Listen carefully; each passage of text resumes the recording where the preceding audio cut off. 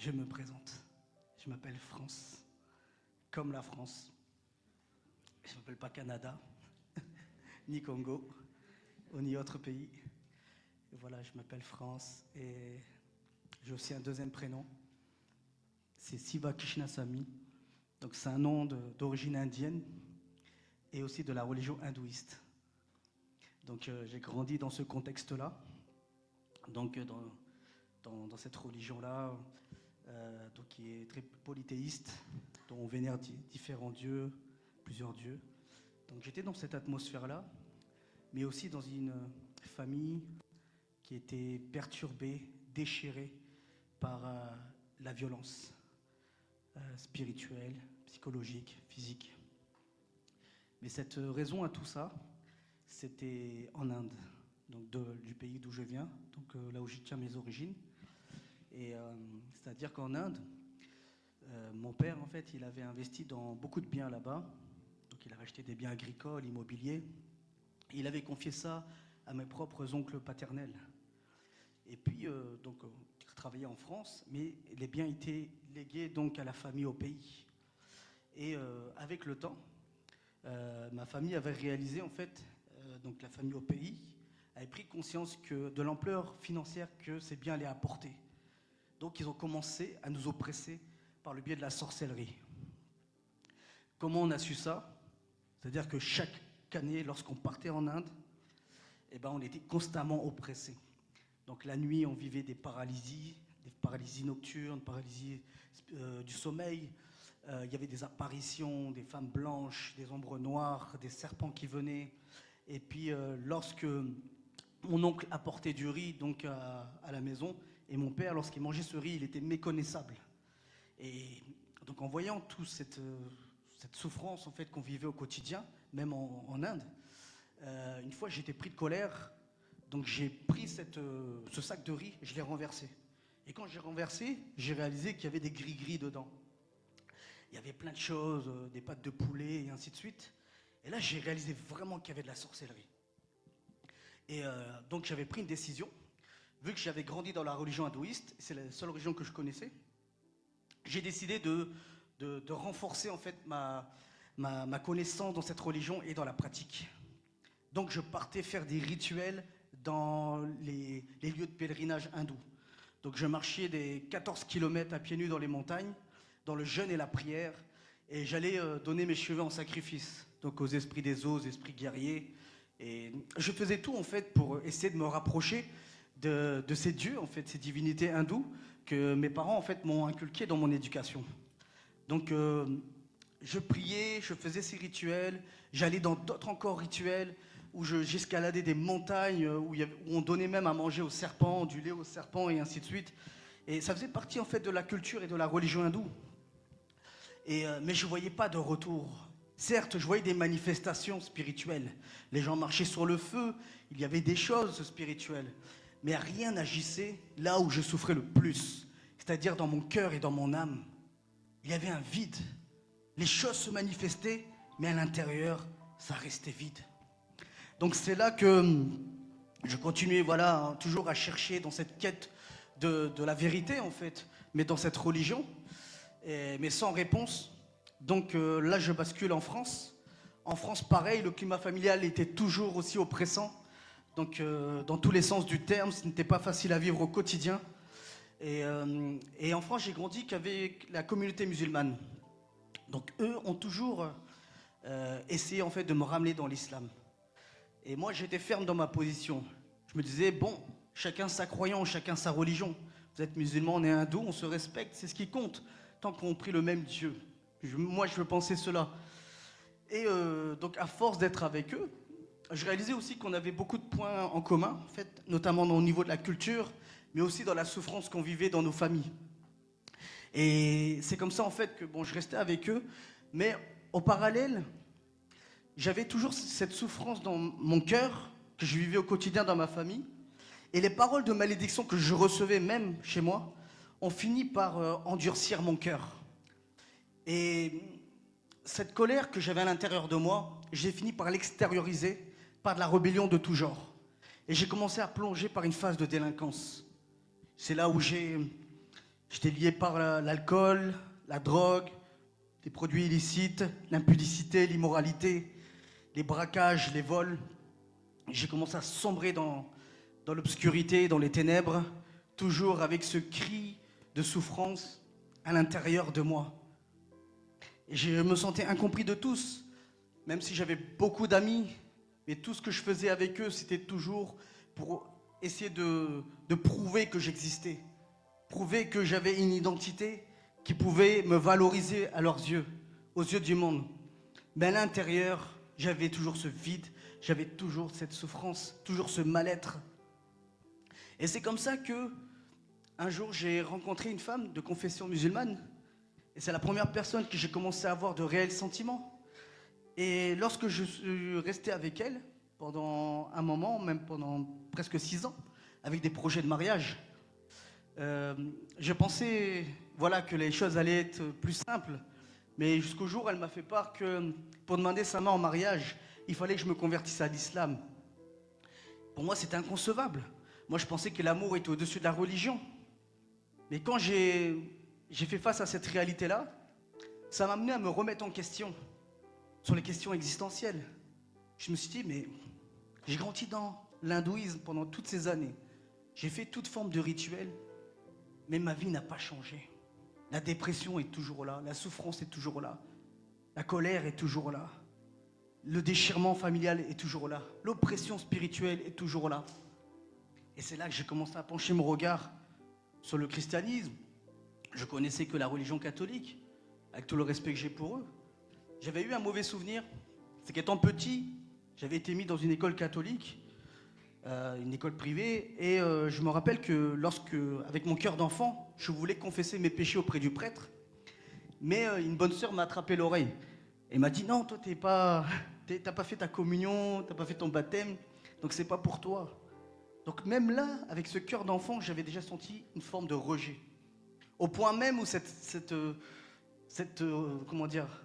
amertume que j'avais au niveau du christianisme m'emmenait par moments à participer aussi à des vols dans des églises catholiques. Donc là où ils faisaient les offrandes, on prenait ça avec des aimants et tout.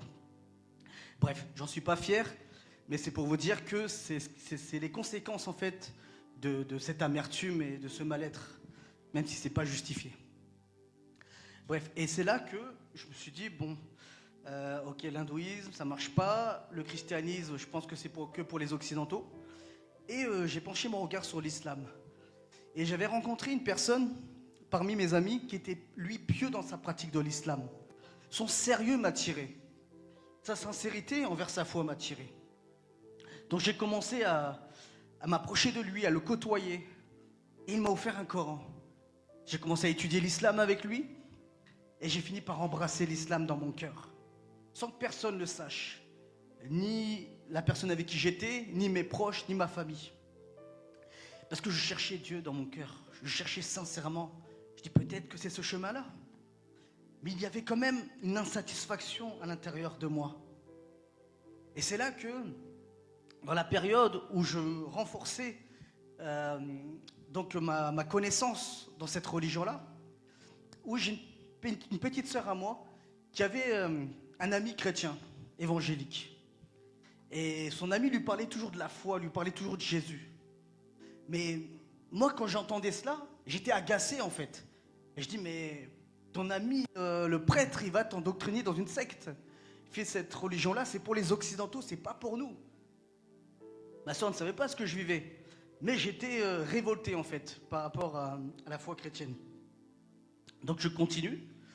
Et quelques temps après aussi, je m'aperçois aussi qu'il y a d'autres personnes qui m'ont parlé encore de la foi chrétienne. Mais ce qui est étrange, c'est que ces personnes-là, en fait, me parlaient de Dieu lorsqu'on était sous l'emprise de certaines substances. Et c'est là que je voyais un contre-témoignage, en fait. J'avais pas une attirance. Il me parle de Jésus, mais derrière, il consomme de la drogue. Derrière, il est toujours dans le péché. Donc, pour moi, il n'y avait pas de différence entre eux et moi, en fait. D'où il est important, en fait, de manifester un sérieux lorsqu'on partage l'évangile, lorsqu'on manifeste Christ. Le monde nous regarde. Moi, j'ai regardé ces personnes. Et j'ai été déçu, j'ai pas été attiré. Donc, toujours dans cette quête encore de spiritualité, là où je vous ai dit que j'étais dans l'islam, ma sœur avait son ami chrétien. Et peu de temps après, j'ai une autre sœur à moi qui a expérimenté la pratique du spiritisme. Donc c'est le fait de communiquer avec les morts, avec les esprits de mort. Donc par curiosité, je me suis approché lorsque ma sœur a fait cette pratique. Et j'ai essayé par curiosité, j'ai vu qu'il y avait quelque chose. Elle invoquait les esprits, il y avait une réponse. Sur le coup, j'avais peur, mais en même temps, je voyais une réponse. Donc, la chose parlait, quoi. Parlait à travers des éléments. Je me passe des détails. Et c'est là que j'ai laissé après la religion de l'islam de côté, tout de côté. Je fais non. C'est la première fois qu'on a un retour à nos prières. Donc je vais commencer à chercher, à poursuivre dans le spiritisme. Donc avec mes proches, on a commencé à faire la pratique du spiritisme pendant presque 2 années. Pendant 2 années, on passait des nuits entières où on communiait avec ces esprits dans l'au-delà. Et au point même où on passait même des 9 heures par nuit. Où c'est les esprits qui étaient fatigués. Ils nous disaient qu'ils étaient fatigués et qu'il fallait arrêter. Et nous, on les harcelait. On leur disait non, restez avec nous, on a besoin, on souffre. Il y a même l'esprit de ma grand-mère qui était là et qui nous démontrait son amour, soi-disant. Donc on voulait plus encore. Donc à force de renforcer donc, cette communion avec ces esprits-là, après ces 2 années-là, on a commencé à avoir un retour de flamme. C'est-à-dire que donc à l'approche de 2007, à peu près 2008, on a commencé à avoir des manifestations spirituelles qui se sont intensifiées au sein de la famille. Donc beaucoup plus de paralysie, donc du sommeil, donc c'était 10 fois par nuit.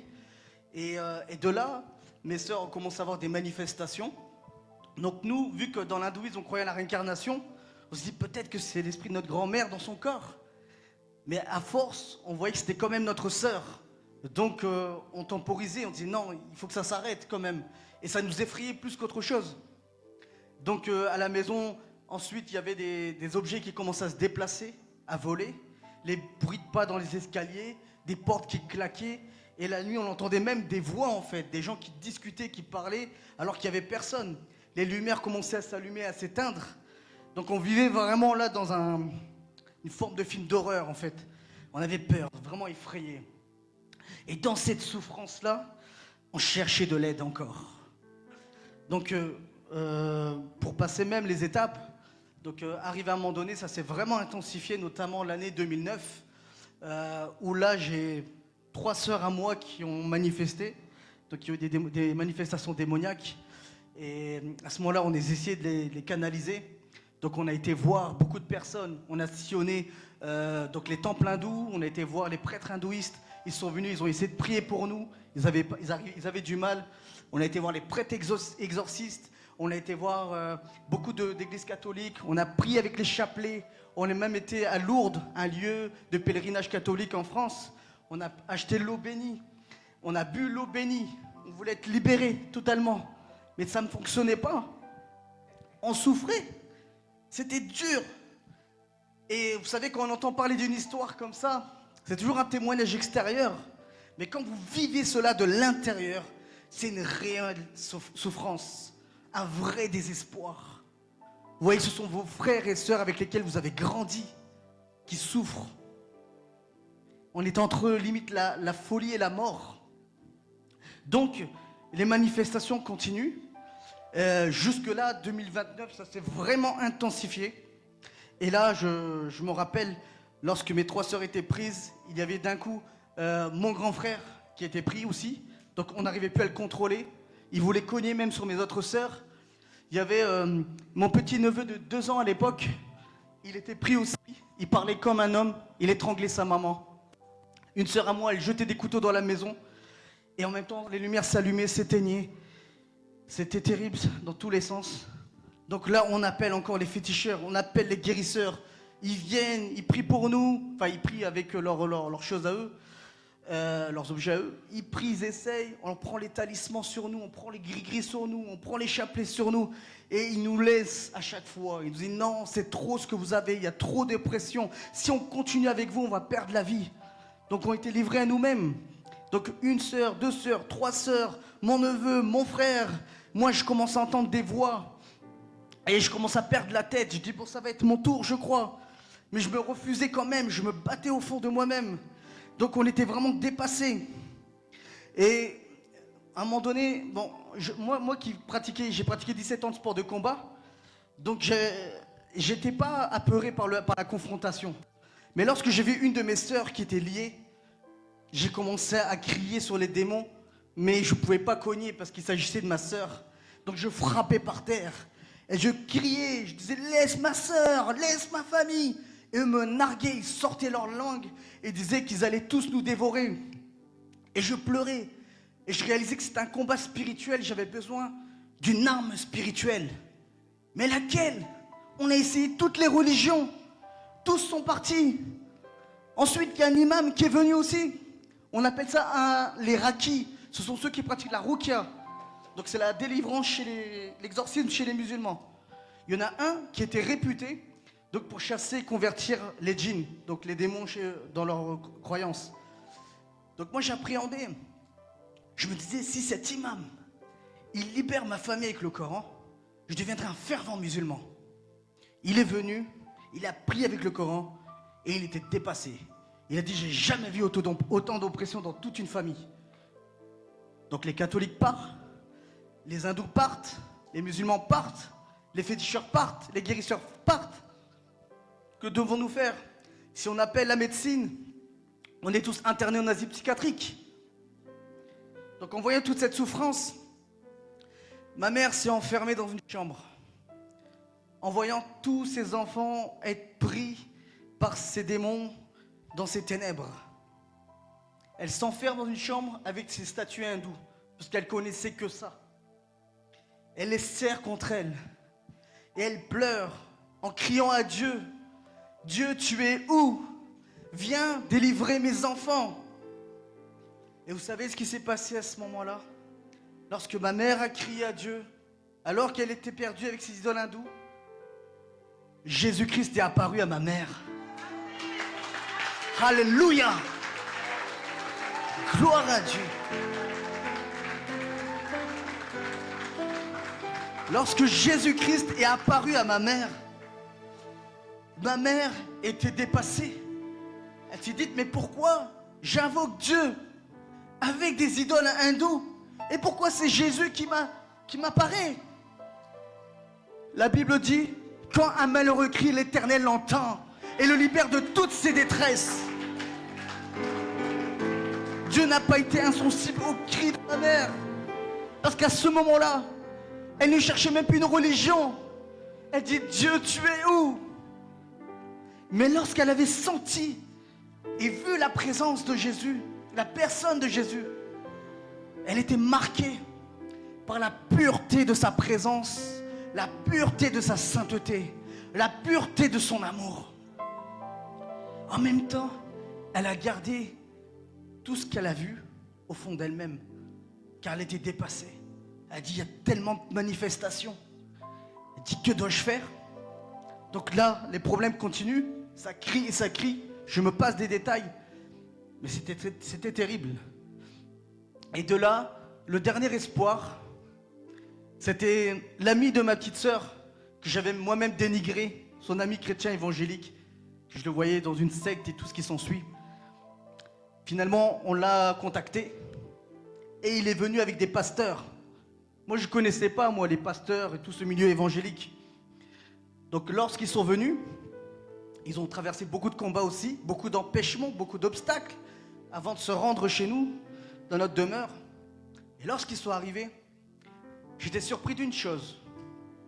Contrairement à toutes les religieux qui étaient venus, la différence, c'est qu'eux, ils sont venus uniquement avec la parole de Dieu. Ils sont venus dans l'adoration. Ils ont commencé à prendre autorité au nom de Jésus-Christ. Et tout genou a fléchi. Ces démons ont poussé des cris et sont sortis des corps. Et lorsque j'ai vu cette réalité-là, j'ai vu la puissance du nom de Jésus-Christ agir dans la vie de ma famille. J'ai arraché tous les talismans que j'avais, tous les gris-gris, tout. Je fais non. Ce Jésus même que j'ai insulté, dénigré, calomnié, considérant comme le Dieu des Occidentaux, c'est vers lui que je suis venu m'humilier et que je reconnu comme Seigneur et Sauveur. Là, aucune religion n'a pu sauver, libérer ma famille des ténèbres. Jésus-Christ est venu, car il est venu libérer les captifs. Il est venu détruire les œuvres du diable. Alléluia. Touché d'une chose aussi, c'est que le pasteur en question, c'était un pasteur d'origine sri-lankaise. Moi, je suis indien. Pour une question géopolitique, les Indiens et Sri-Lankais ne s'entendaient pas. Moi-même, c'était une communauté que je haïssais, que je méprisais. Il y a un lieu à Paris, à la gare du Nord, où il y a des confrontations régulières. Moi, je me confrontais à eux. J'avais des armes blanches avec moi. Je voulais me procurer un Colt 45 pour régler des comptes avec eux, tellement que j'avais de la haine. Mais Dieu m'a renversé, m'a confondu, m'a bouleversé, m'a éclairé. Il m'a démontré qu'il m'a réconcilié avec lui à travers son Fils Jésus-Christ, mais aussi avec sa création. Et qu'en lui, il n'y a ni juif ni grec. Il nous donne le pouvoir de devenir enfants de Dieu. Amen. Alléluia. À partir de là, on est parti dans cette église évangélique pour la première fois. J'ai pas eu le temps de réfléchir dans quoi j'étais embarqué.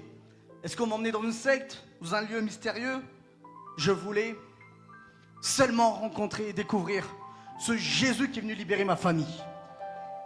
Lorsque je suis arrivé, j'ai été touché par la simplicité des gens qu'il y avait. Je voyais une harmonie entre les deux communautés, sri-lankaises et indiennes. J'ai senti beaucoup d'amour, j'ai eu un accueil chaleureux. Mais une chose aussi, j'étais touché car il y avait une chorale. D'où la chorale. Dieu siège au milieu de la louange de son peuple. Lorsque cette chorale est en train d'adorer le Seigneur de tout leur cœur, j'ai ressenti une présence qui émanait dans l'atmosphère. Une présence que j'avais jamais ressentie de toute ma vie. Ni dans aucun bienfait de ce monde, ni dans l'argent, dans les biens matériels, dans les plaisirs humains. J'ai ressenti la présence du Saint-Esprit qui est venu se manifester dans le lieu le plus sensible de toute ma vie, mon cœur. Là où je souffrais de rejet, là où j'avais ce problème d'identité, là où j'avais ce mal-être, là où j'étais rempli de colère, de haine, là où je cachais mes péchés les plus terribles, les plus honteux, les plus irracontables. La présence du Saint-Esprit est venue illuminer les yeux de mon cœur par la lumière de sa parole, la lumière de sa vérité. Et il m'a affranchi. Il m'a convaincu de péché, de justice et de jugement.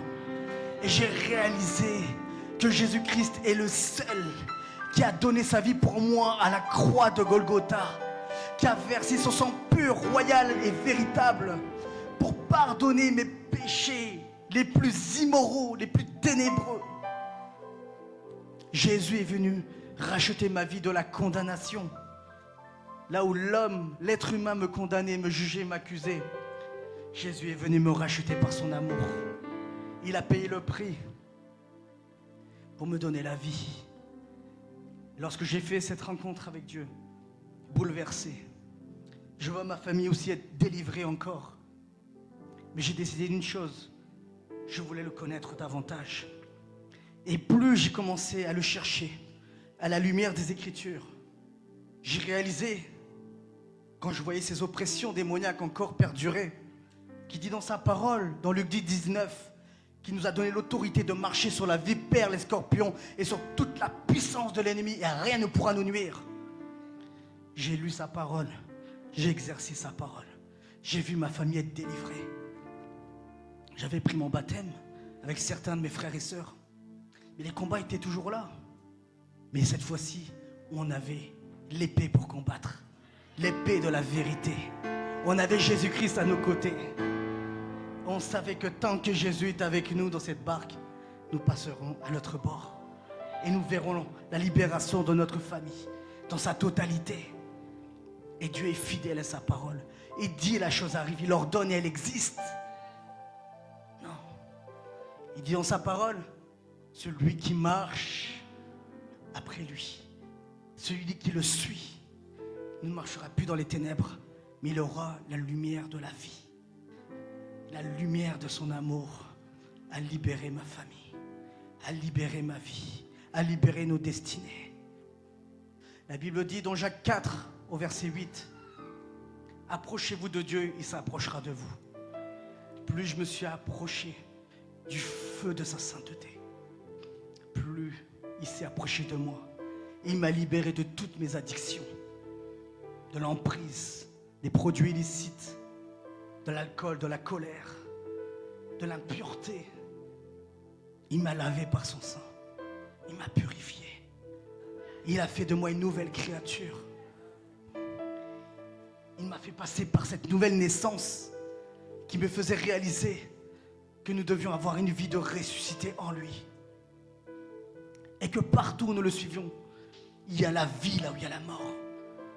Il y a l'espoir dans le désespoir. Dieu a fait des miracles. Mon père était lié par l'alcool et c'était très très dur. Car après notre conversion, on était malmenés dans la famille. Il jetait les Bibles et ainsi de suite.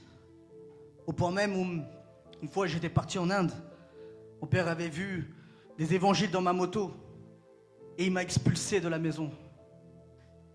Parce qu'il avait vu des évangiles.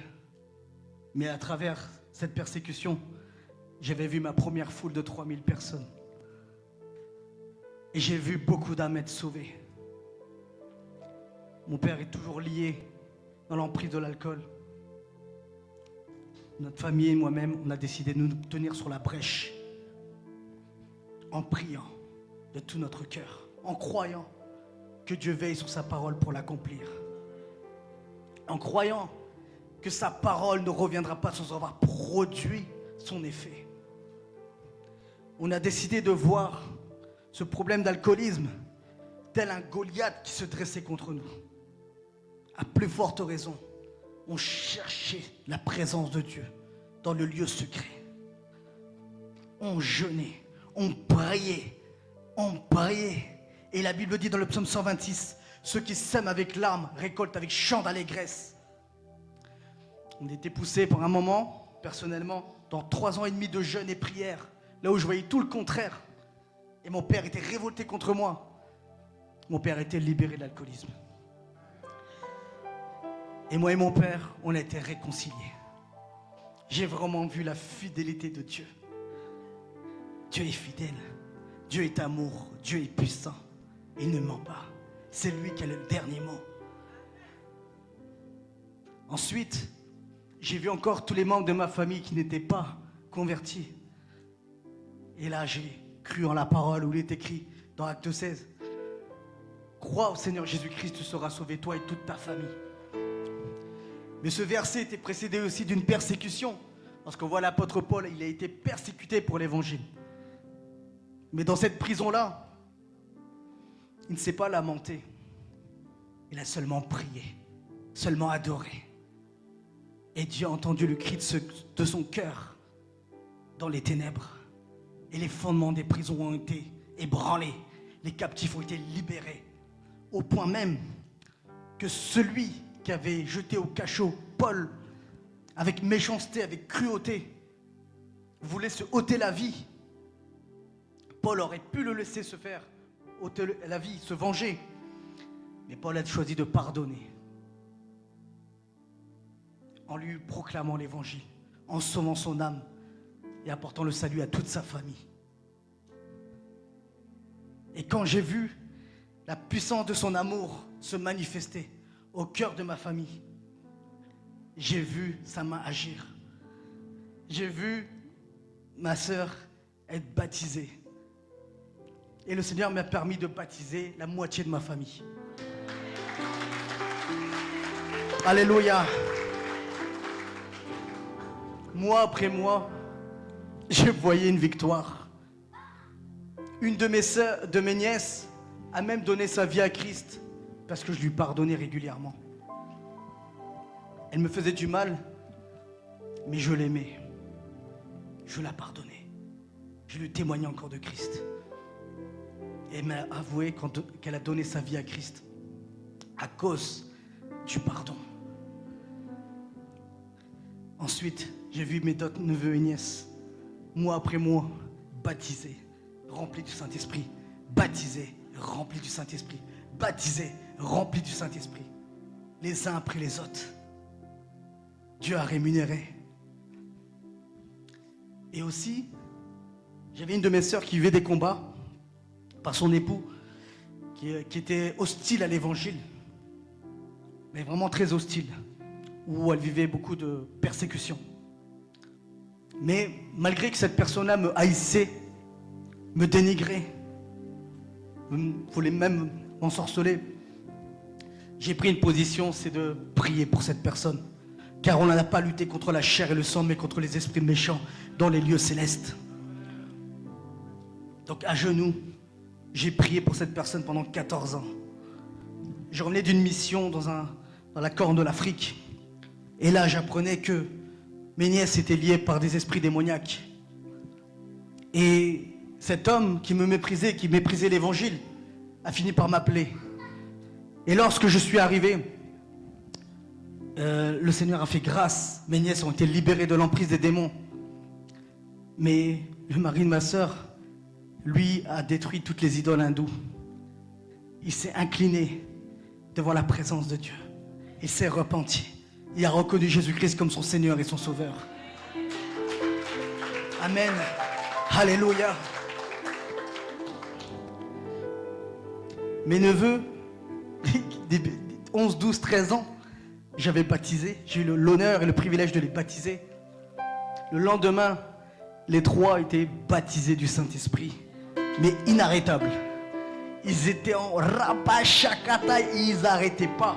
Même moi, j'essayais de les canaliser. L'appartement tremblait, je pensais aux voisins, il était 2h du matin. Ils ne s'arrêtaient pas. Et ces trois jeunes, ensuite, on est venu voir une de mes sœurs qui n'était pas encore baptisée du Saint-Esprit. On prend une sainte scène où la gloire de Dieu descend. Ma sœur est baptisée du Saint-Esprit.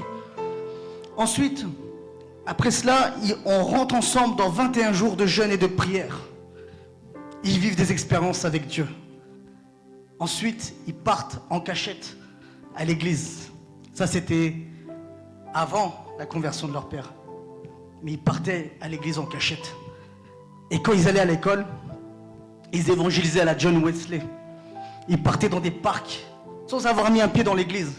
Ils partaient dans les parcs, ils prêchaient l'évangile. Ils lisaient la parole, ils écoutaient les enseignements, très nourris aussi avec les enseignements de notre pasteur. Et ils prêchaient. Et les gens étaient baptisés du Saint-Esprit. Les démons étaient délivrés. Enfin, les gens étaient délivrés des démons. Les captifs étaient libérés. Et il m'appelait toujours pour me dire, mais comment je dois faire? Cet esprit me résiste. Comment je dois faire? Cette personne est d'une autre religion. Voilà les questions que j'avais au quotidien par mes neveux et mes nièces. Ils demandaient toujours comment je dois approcher un musulman ou un témoin de Jéhovah ou un catholique ou quelqu'un d'une autre croyance. Voilà les questions que j'avais au quotidien. J'étais tellement honoré de ce que Dieu a fait. Pourquoi? Parce qu'il y avait un prix qui a été payé dans le secret. Pourquoi je vous donne tous ces témoignages-là alors que je voulais même vous partager la parole? Le Seigneur m'a poussé à donner le témoignage pour fortifier des mamans, des papas, un frère, une sœur qui vit des combats. Qui vit des combats. Si le Seigneur l'a fait dans ma vie, il l'a fait dans ma famille, il peut le faire dans la vôtre. Il va le faire dans la vôtre. Au nom de Jésus-Christ. Notre Dieu est fidèle. Il n'a pas changé. Il ne change pas. Amen. J'ai senti cela en prière aujourd'hui. J'ai senti beaucoup de souffrance dans les vies, beaucoup de souffrance dans les cœurs, beaucoup de désespoir, de relâchement aussi dans la foi. Vous savez, vous pouvez même, maman, vous m'identifier à votre enfant, peut-être qui est loin de Dieu, qui est dans l'immoralité, l'impureté, la rébellion. Mais pourtant, Dieu a un plan pour cette personne, comme il a eu pour moi. Le regard de Dieu est différent des nôtres. On peut le voir dans la parole, mais je vais le dire, on voit le Gadaréen. Tout le monde connaît ce passage-là. On voit que Jésus a quitté une foule. Pourquoi? Parce qu'il a vu une âme, il a vu une créature, sa création, qui était liée dans les sépulcres, dans sa souffrance, dans sa dépression, liée par les liens de la sorcellerie, des ténèbres, de la mort. Mais pourtant, Jésus n'a pas hésité à quitter cette foule pour aller le voir, pour passer à l'autre bord. Dans cette barque, il y a eu des oppositions, il y a eu des tourbillons sataniques contre la barque de la famille. Il y a eu des vagues, des flots impétueux qui sont agités contre votre vie pour vous décourager. Mais lorsqu'on réalise que Jésus est avec nous dans la barque, on doit réveiller sa présence au milieu de nous. Et on ira à l'autre bord. On ira à l'autre bord. Lorsque vous arrivez à l'autre bord, les démons même s'inclinent devant la Seigneurie de Jésus-Christ. Les démons même adorent la Seigneurie de Jésus-Christ. Voyez, là où les gens me voyaient comme quelqu'un qui était démonisé, qui n'était pas clair, on m'appelait même le fils du diable par moments. Eh bien, Jésus avait un plan pour moi. Comme Jésus avait un plan pour ce Gadarénien. Les gens voyaient quelqu'un qui devait être interné en asile psychiatrique. De nos jours, non. Dieu a vu un prédicateur. Dieu a vu un évangéliste. Dieu a vu un revivaliste. Dieu a vu quelqu'un qui devait prendre possession d'une décapole pour son nom, pour sa gloire. Donc maman, mon frère, ma soeur, ne te décourage pas si tu vois ton proche encore résister à l'évangile. Non, Dieu entend le cri de ton cœur. Dieu rémunère, mais ne lâche pas prise. Voilà pourquoi le témoignage, lorsqu'on parle de témoignage, on parle de victoire. Car ils l'ont vaincu par le sang de l'agneau et la parole de leur témoignage.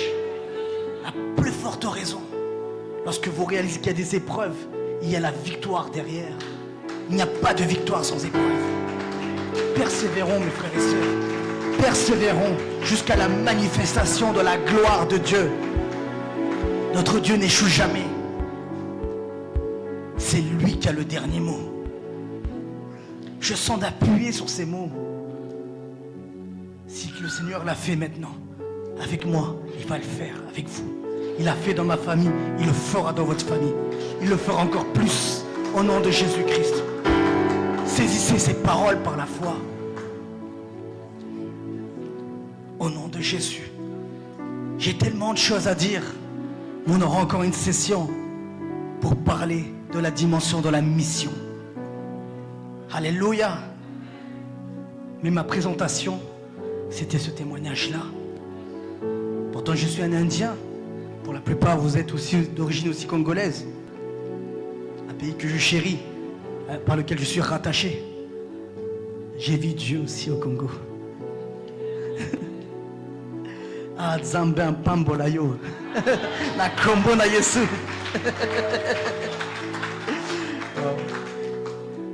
Non. Là-bas, les gens étaient étonnés de voir un Indien chrétien. C'était une première pour eux. Ça leur changeait de Kinmarché et de Raobank. Je prenais les Wewa, mais les gens étaient touchés. Non, tu es un Congolais. Je suis un Indien. Mais au-delà de ça, je suis un enfant de Dieu. En Christ, il n'y a ni Quinoa ni Indien. Il nous a donné ce pouvoir de devenir enfant de Dieu. Mon ami. Mais les gens étaient touchés. On me faisait des courses gratuites. Les gens me redonnaient l'argent. Il s'est passé plein de choses là-bas. Même à la prison de Makala. Les Chégués, les Koulouna étaient à genoux, recevant Christ. Dans les commissariats aussi de Limité. Je sais pas, je m'adresse maintenant, je parle du Congo. Mais même les policiers étaient à genoux, ils recevaient des guérisons au niveau des oreilles, au niveau des paralysies. Et les policiers même de Limité me faisaient des offrandes. Vous imaginez, alors qu'eux-mêmes se déchirent entre eux pour de l'argent. Non, ils étaient bouleversés. Pourquoi? Parce que les gens ont besoin de sentir Dieu, de voir Dieu. Peu importe ton origine, peu importe ta culture, peu importe d'où tu viens. Lorsque tu viens en Christ, c'est la culture du royaume qui domine. La culture du royaume des cieux est fondée sur un principe fondamental qui est celui de l'amour. L'amour qui est la personne même de Jésus-Christ. À plus forte raison, nous devons réaliser que ce n'est plus nous qui vivons, mais c'est Christ qui vit en nous. On doit le laisser se manifester pleinement. À plus forte raison, on doit s'imprégner de Christ pour manifester Christ. Nous imprégner de sa présence pour manifester sa présence. Lorsqu'on manifeste sa présence, il y a justement la vie. Il y a cette guérison, il y a cette libération, il y a le miracle, il y a le surnaturel. La vie normale d'un chrétien, c'est une vie surnaturelle, à une condition, que tu poursuis le chemin de l'obéissance, que tu marches dans l'intégrité, la sainteté, par amour pour ton Dieu, par amour. Ce que le possédeur de Gadaré a fait, c'était de la reconnaissance. Il a été libéré, il a voulu suivre Jésus. Non, Jésus l'a envoyé. À plus forte raison, nous devons être des témoins de Christ. Témoins de Christ. Dieu attend cette reconnaissance, à marcher, à le suivre dans l'adoration, l'obéissance. Alléluia. Il y a ce passage aussi dans Luc 17 qui me vient. C'est le passage des 10 lépreux. Lorsque Jésus les envoie se faire purifier auprès des sacrificateurs, il y en a un parmi ces 10 lépreux, sentant sa guérison, il revient sur ses pas. Il revient vers Jésus et s'inclina, tomba à terre dans l'adoration devant celui qui l'a guéri. Et Jésus était attristé. Il dit, mais tous n'ont pas-ils été guéris? Seul cet étranger est venu. Jésus l'a béni, mais il était attristé. Pourquoi? Qu'est-ce qu'on doit considérer dans ce passage?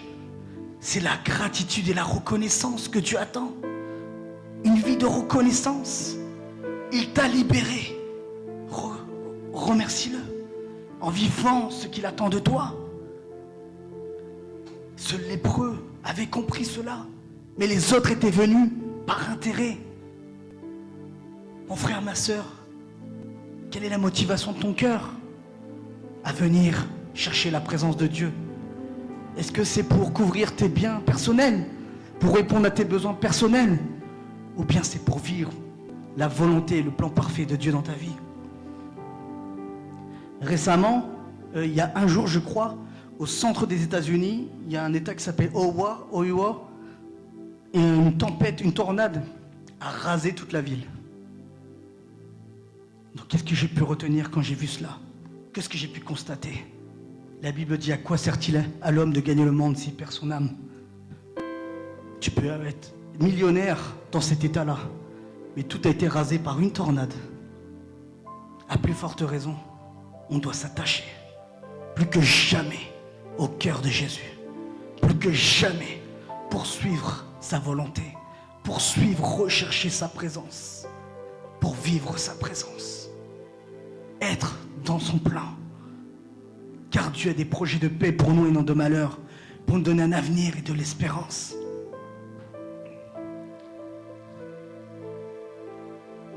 Ce qui me vient aussi, quand on vous parle de souffrance, il ne faut pas ignorer le cas de la femme à la perte de sang. Cette femme souffrait pendant des années, 12 ans de souffrance, malmenée par les médecins. Elle avait dépensé tout son argent, même si elle avait de l'argent. Les médecins soignent, mais il n'y a que Dieu qui guérit. Mais dans sa perdition, dans sa confusion, elle cherchait Elle a entendu parler de Jésus. Elle est venue avec une soif, afin de pouvoir toucher le pan du vêtement de Jésus, en ayant la foi qu'avec cet acte-là, elle serait guérie. Elle est venue toucher Jésus. Et c'est elle qui a été touchée. Alors qu'il y avait du monde qui touchait Jésus à ce moment-là.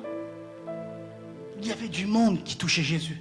Mais quelle était la différence entre cette femme à la perte de sang et puis les autres? C'est sa foi et sa soif. La foi et la soif fera la différence, mes frères et sœurs. La foi vient de ce qu'on entend vient de la parole de Dieu. La foi, c'est mettre sa confiance en ce que Dieu dit. Peu importe ce que les gens te diront, peu importe ce que les gens penseront de toi, ce qui compte, c'est ce que ton Créateur pense de toi, ce qu'il attend de toi, ce qu'il veut faire avec toi, par sa grâce et pour sa gloire. Alléluia. Dieu est sensible à ta situation, mon frère et ma sœur. Dieu est sensible.